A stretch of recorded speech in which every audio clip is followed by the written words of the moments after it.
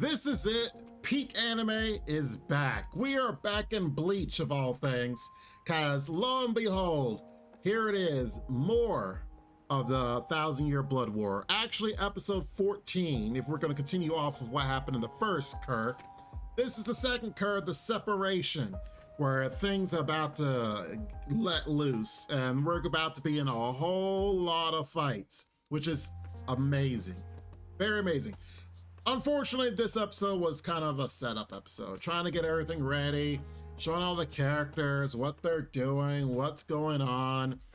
I mean, the quick rundown, Ichigo's training, Uryu has betrayed them. He has gone to the side of the Quincys, which he is a Quincy, and actually has been deemed by Yowatch as the successor. So if something were to happen to him, Uryu would be leader, which upset a lot of the Stern Ritters that were thinking it's going to be the blonde hair dude, but that's a whole nother story. The good thing about that is, what is Uryu's power going to be? Because after he drinks the Quincy King's blood, he's soon going to get a power.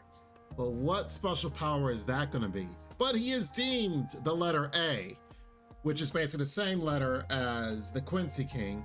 So yeah, he's large in charge. And basically the Stern Ritters, if you didn't know, basically have letters. Lower on the alphabet you are, the stronger you are, as in the ranking system.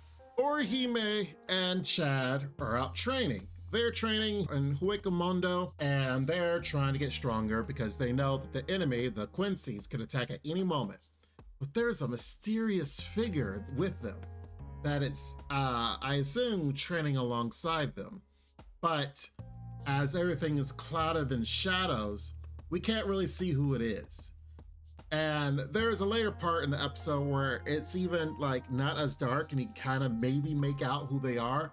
I'm pretty sure I know who they are. I'm pretty confident I know who they are, but I'm gonna not say anything because I'm pretty sure it's gonna be a spoiler. So I will not say who it is because I'm about 100% sure I know it is, but I think it's gonna be an even bigger surprise when they reveal themselves. Besides that fact, we also have our main instructor also trying to get things ready and trying to figure out what is it that these Quincys are doing with their devices. Now we know that they are stealing the Bankais of everyone, but of course he's trying to figure out how to get around that. Now see, here's another interesting thing. We have more characters stepping up to the plate, and yet again, it's not revealing who they are.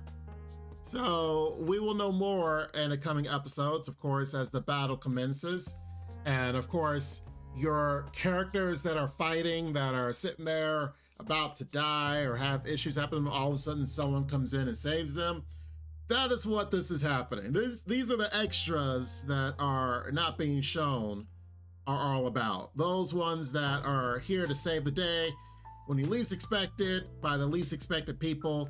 But I will say, if you are a Bleach fan or have definitely seen a lot of Bleach, you'll definitely enjoy seeing a lot of these characters from previously step up to the plate for the final last episodes. Not much, like I said, has happened in this episode. It's really not much more to say, but I will touch on the fact that the opening and closing songs. Opening song, I think the song itself was actually okay. I will give it up for the visuals, because what they did is they incorporated like the struggle of everything that's about to happen as if it's in a real world situation.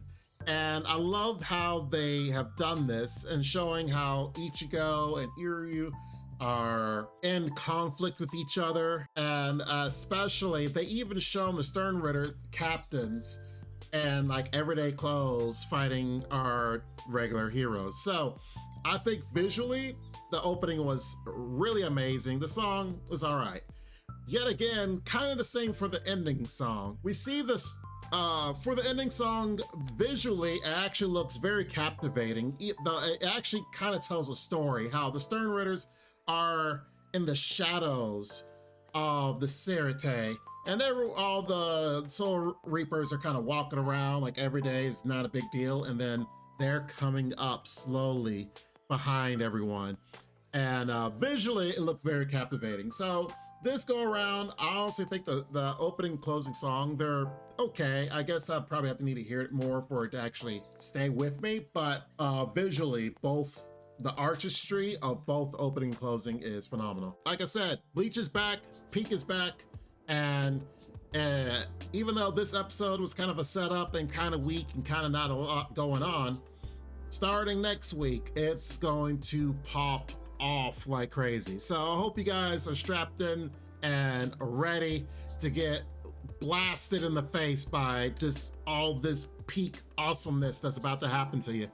But we'll definitely make sure to cover it here. So I hope you guys do enjoy the analysis. Hope you guys do enjoy. Make sure you guys like the video. Make sure you guys subscribe. And don't forget, the full reactions are over on Patreon if you do want to check them out. You guys be safe. Take care, and bye-bye for now. Make sure to check out the extra content on our Patreon page. And thanks to our current patrons. This ain't what you want, bitch, I'm a fucking phenomenon.